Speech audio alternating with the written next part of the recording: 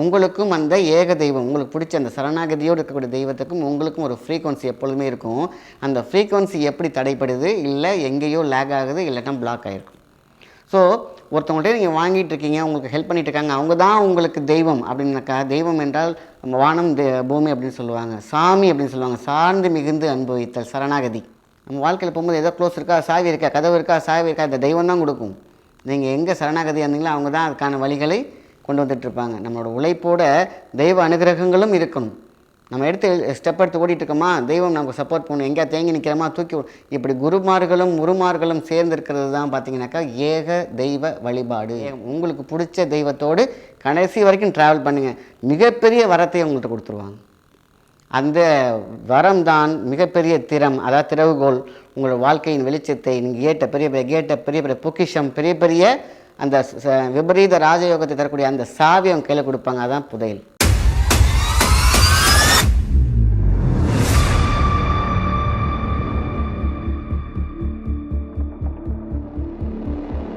வணக்கம், உங்கள் மாயன் செந்தில்குமார். இன்றைய பதிவு மிக முக்கியமானது. ஏக தெய்வ வழிபாடு அது எப்படி செய்யலாம், ஏன் அப்படி சொல்கிறாங்க அப்படிங்கிறது நிறைய பேர் கேட்டிருக்கீங்க. ஏக தெய்வ வழிபாடு அப்படின்னு கேட்டிங்கன்னா ஒரே தெய்வ, அதாவது பார்த்திங்கன்னா சில பேருக்கு சரணாகதி, இப்போ பார்த்தாலும் நாராயணா அப்படின்னு சொல்லி நாராயணனை மட்டுமே நினச்சி கொடுக்குறது. சதாசிவமாகவே இருக்கக்கூடிய ஒரு விஷயம். முருகா அப்படின்னு சொல்லி இந்த முருகனை மட்டுமே சரணாகதியாக இருப்பாங்க சில பேர்லாம். அதுக்காக அடுத்த வழிபாடு பண்ணக்கூடாது அப்படிலாம் கிடையாது, நம்ம எல்லாரையுமே பார்க்கணும். ஆனால் ஏக தெய்வ வழிபாடுங்கிறது பார்த்திங்கன்னா சட்டென்று பற்றிக்கொள்ள எல்லாம் தொற்றிக்கொள்ள இறைவன் அவனே எனக்குள் அவனே சரணாகதின்னு சொல்லுவாங்க. இந்த தெய்வம் எனக்கு மிகவும் சூப்பரான ஒரு விஷயம், எனக்கு அது எல்லாத்தையும் வாரி வழங்கிக்கிட்டு தெய்வமே ஒன்றுமே எனக்கு செய்யலைனாலும் பரவாயில்ல, நான் சரணாகதியோடு இருப்பேன், செஞ்சாலும் சரணாகதி இருப்பேன். நான் யாரை வணங்குகிறேனோ, எனக்கு யாரை பிடிக்குதோ, இஷ்ட தெய்வம் அப்படிங்கிற ஒரு விஷயத்துக்குள்ளே போகும்பொழுது ஏக தெய்வ வழிபாடு அதுதான் ரொம்ப ரொம்ப முக்கியம். சில பேருக்கு ஏக தெய்வ வழிபாடு நடத்தும் பொழுது சில தடங்கல்கள் வரும். சிலருக்கு பார்த்திங்கன்னா அந்த தெய்வத்தினால் அவங்களுக்கு பார்த்திங்கன்னா சரியான ஸ்பரிசம் கொடுக்க முடியாது. காரணம் நம்மக்கிட்ட இருக்கக்கூடிய டஸ்ட். அந்த டஸ்ட்டை எப்படி விரட்டுறது, எப்படி கழுவுவது, எப்படி உங்களுக்கும் அந்த ஏக தெய்வம், உங்களுக்கு பிடிச்ச அந்த சரணாகதியோடு இருக்கக்கூடிய தெய்வத்துக்கும் உங்களுக்கும் ஒரு ஃப்ரீக்வன்சி எப்பொழுதுமே இருக்கும். அந்த ஃப்ரீக்வன்சி எப்படி தடைப்படுது, இல்லை எங்கேயோ லேக் ஆகுது, இல்லைன்னா பிளாக் ஆகிருக்கும். ஸோ ஒருத்தவங்கள்ட்ட நீங்கள் வாங்கிட்டு இருக்கீங்க, உங்களுக்கு ஹெல்ப் பண்ணிட்டு இருக்காங்க, அவங்க தான் உங்களுக்கு தெய்வம் அப்படின்னாக்கா, தெய்வம் என்றால் வானம் பூமி அப்படின்னு சொல்லுவாங்க, சாமி அப்படின்னு சொல்லுவாங்க. சார்ந்து மிகுந்து அனுபவித்தல் சரணாகதி, அதான் பேர். சாமி என்றாலே சரணாகதி, சார்ந்து மிகுந்து அனுபவித்த, அதுதான் சாமி. மீ என்றால் மிகுந்த, கூ என்றால் குறைந்த. இந்த மீ என்பதே அகராதி. அதான் ஒரே சிந்தனையில் ஒரே ஒரு அம்பு கரெக்டாக வச்சு டார்கெட் பண்ணோம்னா என்னாகும், கரெக்டாக போய் லீக் ஆகும். அந்த லீக் ஆகிற விஷயத்தை போய் எங்கே லீக் இருக்குது, எங்கே லேக் இருக்குது, அந்த பாயிண்ட் ஏன் போகலை, அந்த பவர் பாயிண்டில் சென்டர் ஏன் நம்மளுடைய எண்ணம் போய் சேரலை அப்படின்னா எங்கேயோ அங்கே தப்பு இருக்குது, எங்கேயோ அங்கே பிளாக் இருக்குது. இதைத்தான் நம்ம களைஞ்சி எடுக்கணும். அதுக்கு சில பேருக்கு தெய்வத்தை இந்த தெய்வம் எனக்கு ஹெல்ப் பண்ணலை அப்படியே மாறுவாங்க, அங்கே அப்படியே மாறிக்கிட்டே இருப்பாங்க. அப்படி இருக்கக்கூடாது. ஏக தெய்வ வழிபாடுங்கிறது நம்ம நினச்சிட்டோம் இதுதான் நமக்கு சூப்பரான கடவுள், இதுதான் நம்ம இந்த தெய்வம், இதுதான் எனக்கு இறைவன் அப்படின்னு நம்ம எதை நோக்கி நம்ம சரணாகதியோடு போகிறோமோ அங்கேருந்து கண்டிப்பாக நமக்கு மிகப்பெரிய எதிரொலி பாசிட்டிவ் எனர்ஜி வந்துக்கிட்டே இருக்கும். ஆசீர்வாதம். என்றால் பெருசு, சீர் என்றால் பேலன்ஸ், வாதம் என்றால் பஞ்சபூதம். இந்த ஆசீர்வாதம் இருக்குது பார்த்திங்களா, அது நம்ம இஷ்ட தெய்வத்தில் ஏக தெய்வத்திலிருந்து கிடைத்து கொண்டே இருக்கும். எங்கேயோ எப்பயோ எங்கேயோ ஏதோனாலோ அது தடைப்பட்டிருக்கும். ஒன்று மனித கோளாறாக இருக்கும், இல்லைன்னா கிரக கோளாறாக இருக்கும். இந்த பஞ்சமுகி என்னக்கூடிய அந்த முகூர்த்தமான விஷயத்தை நம்ம களைஞ்சி எடுத்துடணும். அதனால தான் எப்பொழுதுமே ஒன்றுட்டு இந்த தெய்வத்தை கும்பிட்டுட்டு இருப்பாங்க. திடீர்னு இந்த செய்யலாம், ஐயா இந்த தெய்வம் எனக்கு எதுவும் செய்யலை, அடுத்தது இப்படி ஓடிக்கிட்டே இருந்தாக்கா நதி மூலமும் ரிஷி மூலமும் எப்படி பார்க்கக்கூடாதோ அப்படி நம்ம ஓடிக்கிட்டே இருக்கணும் வாழ்க்கை ஃபுல்லாக. இப்படியே வாழ்க்கை ஃபுல்லாக ஓடிக்கிட்டே இருக்கணும் பொழுது எந்த தெய்வத்திட்டிருந்து நமக்கு எந்த விதமான பிரதிபலனும் கிடைக்காது, சக்தியும் கிடைக்காது, அந்த எனர்ஜி கிடைக்காது. அதனால தான் ஏக தெய்வ வழிபாடு நம்மளுக்கு மனசுக்கே பிடிக்கும். சில பேர் சொல்லுவாங்களப்பா எனக்கு முருகனை பிடிக்கும், ஏன் மற்ற தெய்வங்களை பிடிக்காதா? பிடிக்கும், போவாங்க, சாமி கும்பிடுவாங்க. ஏன் முருகனை மட்டும் பிடிக்கிது? இப்போ எனக்கு வெங்கடாஜலபதி பிடிக்கும், ஏன் மற்ற தெய்வத்தில் எனக்கு பிடிக்குது? அவங்க மனசே அதை தேர்ந்தெடுக்கும் ஈர்ப்பு. யாரும் சொல்லிக்க தேவையில்லை, எங்கள் அப்பா வெங்கடாஜலபதி கும்பிட்டாரு அதனால் நானும் போடணும் அப்படி வராது. எனக்கு பிடிச்ச தெய்வம் எங்கேயோ எந்த கோயிலுக்கோ போகும்போது அது அவங்களுக்கு ஒரு ஃப்ரீக்வன்சி கனெக்ட் ஆகிருக்கும், பாண்டிங் ஆகிருக்கும். அப்போது நம்ம என்ன பண்ணணும், அந்த பாண்டிங் சில நேரத்தில் அன்பாண்டிங் ஆகிருக்கும், அன்மேட்சிங் ஆகிருக்கும், திசை திருப்பப்பட்டிருக்கும், உருட்டப்பட்டிருக்கும். இப்படி இருக்கிற விஷயங்கள் இருக்கக்கூடிய விஷயம்தான் ஏக தெய்வ வழிபாடு ரொம்ப முக்கியம். சரணாகதி. நமக்கு கிடைக்குதோ கிடைக்கலையோ, நீ தான் எனக்கு எல்லாமே அப்படின்னு அந்த மெர்ஜிங்கில் இருக்கல, அதான் சரணாகதி. இப்படி சரணாகதியாக இருக்கும்போது தான் நமக்கு வாழ்க்கையில் இல்லை ஜெயித்தவங்க, நம்மளுடைய பெருசாக இருக்கிறவங்க எல்லாம் பார்த்திங்கன்னா சரணாகதியாக இருந்து தான் அந்த தெய்வத்திலிருந்து வரம் பெற்றிருப்பார்கள். நம்ம வாழ்க்கையை ஓடக்கூடிய திறம் பெற்றிருப்பார்கள். திறம் என்றால் சாவி. நம்ம வாழ்க்கையில் போகும்போது ஏதோ க்ளோஸ் இருக்கா, சாவி இருக்கா, கதவு இருக்கா, சாவி இருக்கா, இந்த தெய்வம் தான் கொடுக்கும். நீங்கள் எங்கே சரணாகதியாக இருந்தீங்களோ அவங்க தான் அதுக்கான வழிகளை கொண்டு வந்துட்டுருப்பாங்க. நம்மளோட உழைப்போட தெய்வ அனுகிரகங்களும் இருக்கணும்.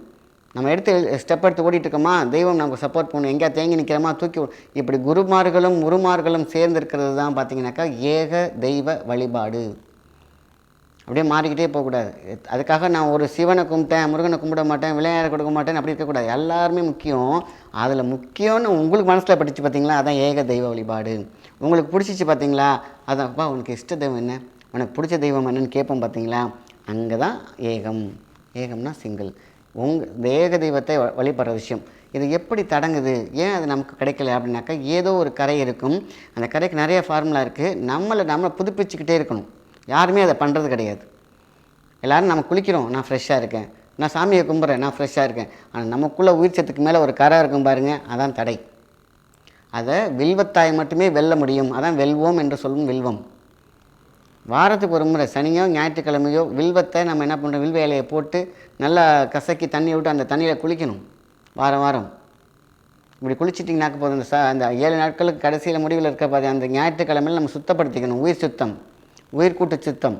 இது பார்த்திங்கனாக்கா இதுதான் ரொம்ப சிம்பிளான மெத்தட். ஒரே மெத்தட். வில்வ இலையில் மட்டும் நம்ம குளிக்கணும். வில்வ தண்ணியில் ஒரு பக்கெட்டில் வில்வத்தை போட்டு வச்சு மூடி வச்சிடணும். அதுக்கு முன்னாடி நல்லா அந்த இலையை கசக்கணும். அந்த அந்த சாரெல்லாம் அந்த தண்ணியில் போட்டு மூடி வச்சுருங்க. ஒரு 1/2 அன் ஹவர் கழித்து விலையெல்லாம் எடுத்து போட்டு குளிச்சிருங்க.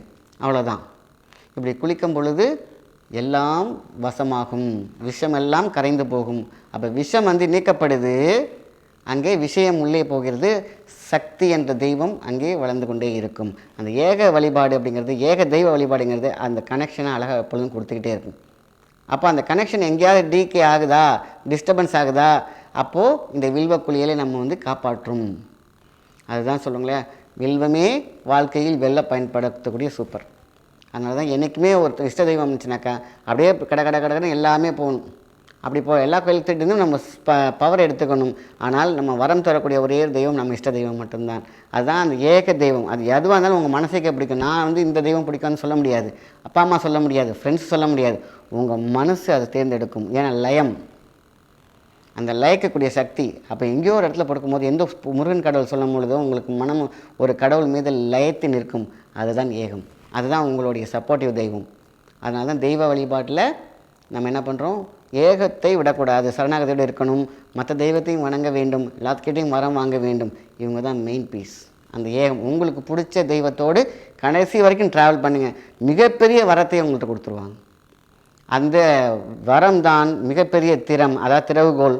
உங்களோட வாழ்க்கையின் வெளிச்சத்தை நீங்கள் பெரிய பெரிய பொக்கிஷம், பெரிய பெரிய அந்த விபரீத ராஜயோகத்தை தரக்கூடிய அந்த சாவி அவங்க கையில் கொடுப்பாங்க. அதான் புதையல். அது அப்போது சரணாகதின்றது மிகவும் முக்கியம். நம்மளை நிறைய சோதிச்சுட்டு ஒரு பெரிய புதையல் கொடுக்கும்பொழுது நமக்கு சோதனைகள் நல்லா கொடுத்து, நல்லா பயிற்சி கொடுத்து, மனம்னா என்ன, பணம்னா என்ன, மக்கள்னா என்ன, ஃப்ரெண்ட்ஸ்னா பல விஷயங்களை அவங்களை கற்றுக் கொடுத்த பிறகு அந்த சாவியை கொடுக்கும். அப்போது அதுவரையும் நம்ம படிப்பனையாக இருக்க வேண்டும். இது கிடைத்தவருக்கு படிப்படியாக உயர வேண்டும். அதற்கு தான் வாழ்க்கையில் சந்தோஷம் இருக்குது. அப்போது சரணாகதி ஏக தெய்வத்தின் மிகப்பெரிய முக்கியம். அப்போது நம்ம விளக்கு ஏற்றி மனசார சரணாகதியோடு உங்களுடைய ஏக தெய்வம் பிடிச்ச தெய்வத்தோடு ட்ராவல் பண்ணோம்னா போதும். ஜஸ்ட் ஒரு விளக்கு, கொஞ்சோண்டு தண்ணி, இல்லைன்னா வெள்ளை தண்ணி, இல்லைன்னா கொஞ்சம் கல்லம் மிட்டாய். இதுதான் அவங்களோட நைவேத்தியங்கள். இதை கொடுத்தாலே போதும், இதை செய்யாலே போதும். இல்லைன்னா மனசென்ற விளக்கை ஏற்றி வைத்து வார்த்தை என்ற சொல்லாலே நீங்கள் உங்களோட பின்னி பிணைந்தீர்கள் என்றால் ஏக தெய்வம் உங்களுக்கு மிகப்பெரிய, அதாவது உங்களுக்கு பிடிச்ச தெய்வம் மிகப்பெரிய வரத்தை கண்டிப்பாக தருவார்கள். எப்படியாக இப்படி கொண்டு போகணுன்னு கேட்டிங்கன்னா போதும், ஒன்றே செய், அது இன்றே செய், அது அழகாக செய். அழகாக உட்கார்ந்து உங்களுக்கு பிடிச்ச அந்த தெய்வத்தோடு வாழ்க்கையை தொடர்ந்தீங்கன்னாக்கா கண்டிப்பாக வெற்றி வரும். நல்ல விஷயத்தை மற்றவங்க ஷேர் பண்ணுங்கள். நன்றி, வணக்கம்.